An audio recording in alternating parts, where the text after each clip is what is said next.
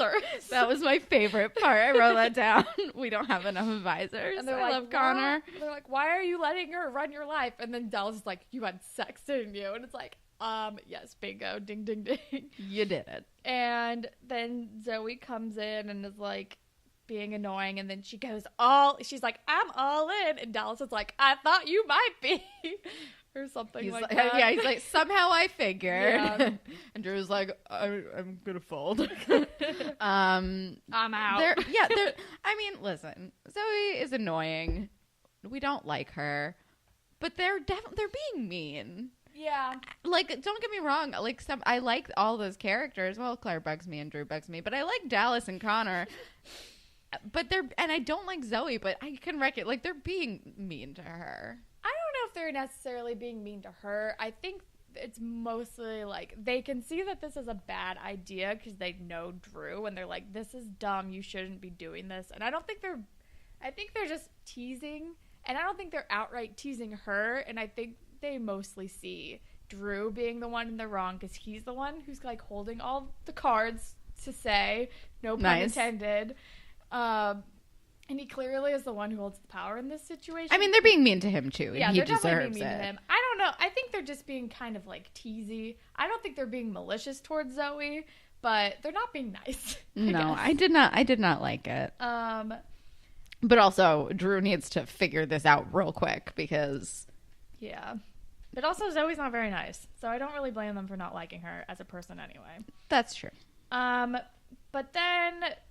we are with Imogen, and she's just, like, poking more holes in the dress code and how it's clearly geared toward, like, limiting what the girls can wear. Yeah, she's, and like, Becky's talking... like, it doesn't say boys versus girls. And Imogen's like, all the rules are, like, no short skirts, no, like, cleavage, la, la, la. There's nothing here specifically calling out stuff for boys. This is a sexist dress code. And... then we find out that she has made a face range page about, like, the anti-dress code or something.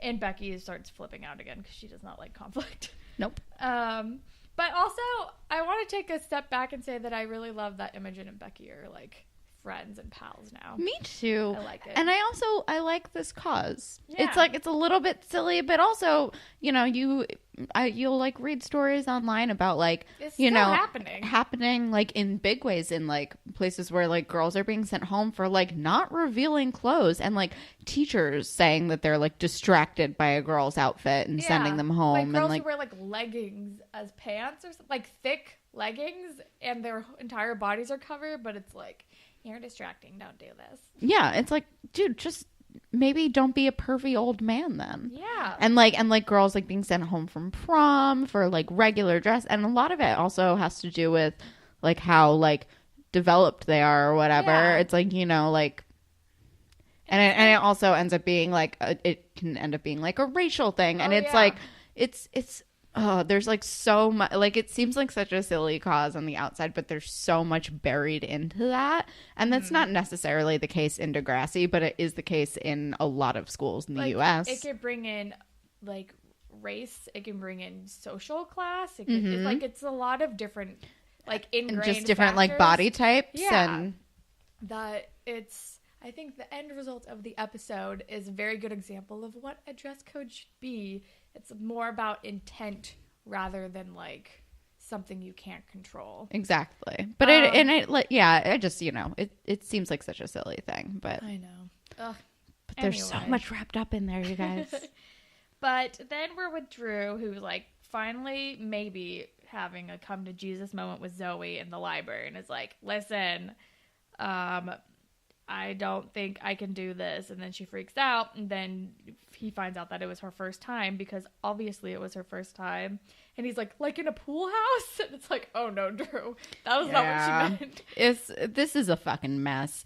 And then at first I wasn't sure if she was telling the truth. I thought it was just like a manipulation tactic. I don't know. I believed her. She's so young. I know. Yeah, I mean, I did at first, but I was like, but they also like to make her such a villain that like, what if they're just trying to trick us? I don't think so. Degrassi has me on edge. No, now I know. Yeah. But like in that one scene, I was like, is she manipulating him? I didn't really think that, but because I don't know, she's just so young. But I mean, I wouldn't put her past this character because she's been shady. Yeah. But yeah. And then he's like, actually, that's not what I meant at all. Let's update our face range status. And it's like, Drew, do not double down on this. Like, don't. This is just gonna make it even worse when you have to break it off with her because you don't want her to be your girlfriend. You already made a bad decision. And you've already let her on so much. Like, you gotta just end it when you know you need to end it. This and is just so... Stop. This really bums me out.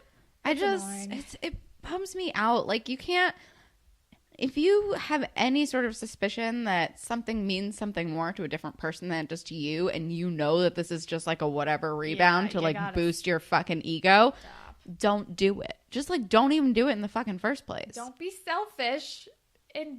Don't just get out what you want to get out of it at the expense of somebody else's feelings. Even though on a technicality, nobody has like, even if they're like, we are casual, we said we were casual, and then you like hit it and quit it in quotes, and then you're like, bye, gotta go. You said you were cool with us being casual. I didn't do anything wrong. It's like, no, you know when you do something wrong. Yeah. Even though someone is like, technically, it's just...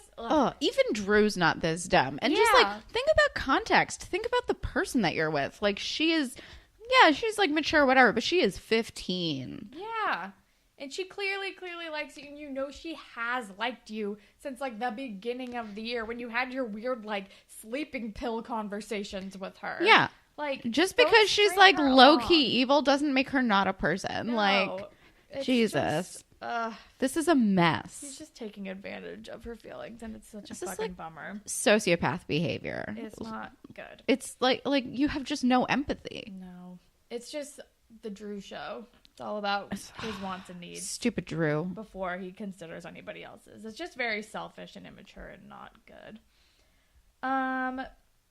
But then part 2 starts, and Zoe, like, drops by Drew's internship and is also asking for a job. She's like, I'd just love to spend more time with Drew. And I'm like, this is really unprofessional. It's so inappropriate. And she, like, kisses him in front of him. It's not cool. No. Which is why you can't be 18 dating a 15-year-old. Despite, regardless of all of the, like, moral and, like, questionable, icky things about that, you are just, when you're that young, you are in such a different place within the span of those 3 years.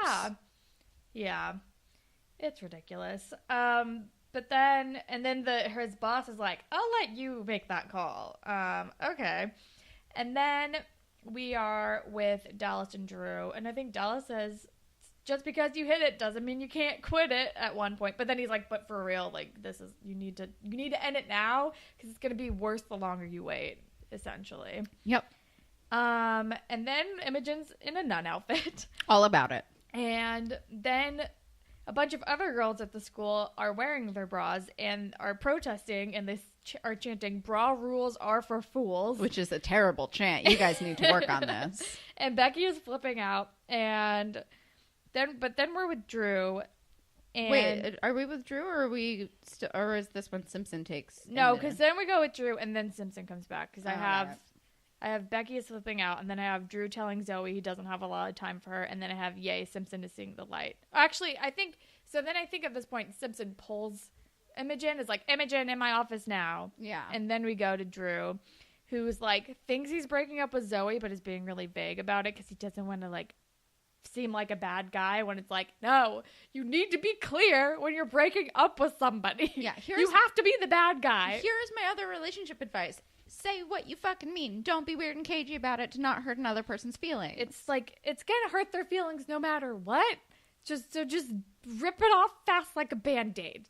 The sooner you end it, the sooner everyone's gonna get over it. Exactly. And then he's like, so with this internship, I'm really not gonna have a lot of time, blah blah blah. And then like moonwalks away and is like, I did it. And it's like, oh no, you did not, you idiot. And then we're in Mr. Simpson's office, and he's like, and Imogen's like, I'm not even like wearing anything. I didn't tell him to wear that. And Simpson's like, calm down, you're not in trouble. All right. you want a new dress code. Tell me what you want the dress code to be. Let me take your suggestions. I want to make sure we don't have a shitty dress code. Yeah. And Imogen's like, oh, I haven't really thought about it. And he's like, you got to think about it now. And she's like, all right, let me have some time. Yeah, she kind of started a cause without knowing what she wanted the solution to be. Yeah. And then we're with Drew and Dallas and Claire and everybody. And Drew's like, I broke up with her. It's great. And they're like, what did you say? And he's like, I just told her I didn't have a lot of time. And Claire's like, oh, no, you didn't break up with her. No. You definitely still have a girlfriend. They were like, did she cry? Did she yell at you? You still have a girlfriend. Yeah. And then we're with Jenna and Alli. And Jenna is distracted while Allie's like, help me cut this banana. And she's like, what are you looking at? And Jenna's like, I'm looking at therapy. And she's kind of trying to gently bring up the fact that Alli should probably be going to see somebody. Yeah. And Allie's like, I'm already going to do physical therapy for my arm. And Jenna's like, that's not what I meant. I know you don't, you need to talk to someone. I know it doesn't have to be me or Claire. Like, I know you don't really want to talk to about it with us, and that's fine, but I feel like you need to talk about somebody. And Alli is extremely resistant and fires Jenna as her assistant. / quits. Which, like, I feel like it's, I mean, maybe it's just the year that it is or the age that we are, but I feel like this whole, like, stigma that, like, going to therapy makes you a weaker person is, like, not relevant anymore. I don't know. I think that kind of stuff can run deep, depending on who you are as a person. Even if you logically know, like, there's nothing wrong with going to therapy, I feel like it's different when it comes to, like, yourself. If you kind of already have that, like, I don't like appearing as a weak person type of mentality, even though that's not really something you can control. It's, like, scary to, like, think about, like, being vulnerable with another person, even if it's a shrink. Not that I'm speaking from experience or anything, but yeah, no way. I can definitely understand, like, being resistant, even though logically you know nothing's wrong with it, because it can be scary to, like, start that process. And Allie's been through so much shit that she probably thinks she just wants to not talk about it or think about it at all, and she's still, like, a kid. And her parents have also been, as she says next, her parents have been, like, all like, how could you be so stupid? How did you not know this was going to happen? And Alli probably doesn't want to, like, she's already getting, like, shitty comments like that at home from her parents. I think she just, like, doesn't want to think about it anymore. She just wants it to pretend like it didn't exist. And she's like, I give up, whatever, I can't do it. And it's sad. But then we are with Imogen, who is soliciting dress code advice from all the girls who have been helping protest.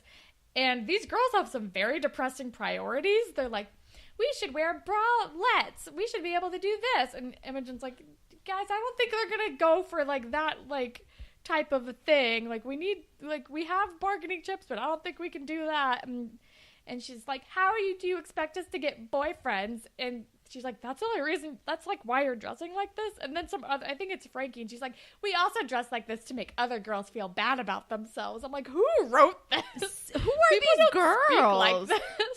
No, who are these girls? It's not cool. It's a real bummer, because even if you're thinking that way, odds are you're not saying it out loud. It's like, oh my god. Although I do have one very good friend who would actually talk like this in high school. Oh my god.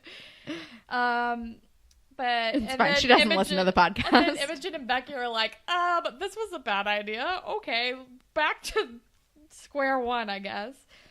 And then we're with Drew, who has decided to just be mean now. Yeah, so tactful. And then Zoe shows up to his internship, and he's like, I told you I was busy. Like, that, like, I broke up with you. What are you doing? And Zoe's like, no, you didn't. Wait, that's what that was? And he's being real mean. And is like, get off my back, get away from me, I don't want to date you anymore. He's being really mean. And then being horrible. And she's like, what about the sex? And he's like, yeah, I regret that now. Yeah. Which, yikes. And then I don't remember how we got here, but she says, she's like, well, good luck with your Q&A. Spoiler alert, the A is you're a jerk. I'm like, not your best, Zoe. It's really not. The A is you're a jerk is not her greatest line. It should have been at least the A is you're an asshole, or like A is for ass. It's like, you got, like, Oh, it's not good. It still wouldn't have been great, but it would have been better than the A is you're a jerk. I mean, listen, I feel like just landing on, hey, guess what? Eat a dick, and then walking off is always it's a good closing move. Go fuck yourself.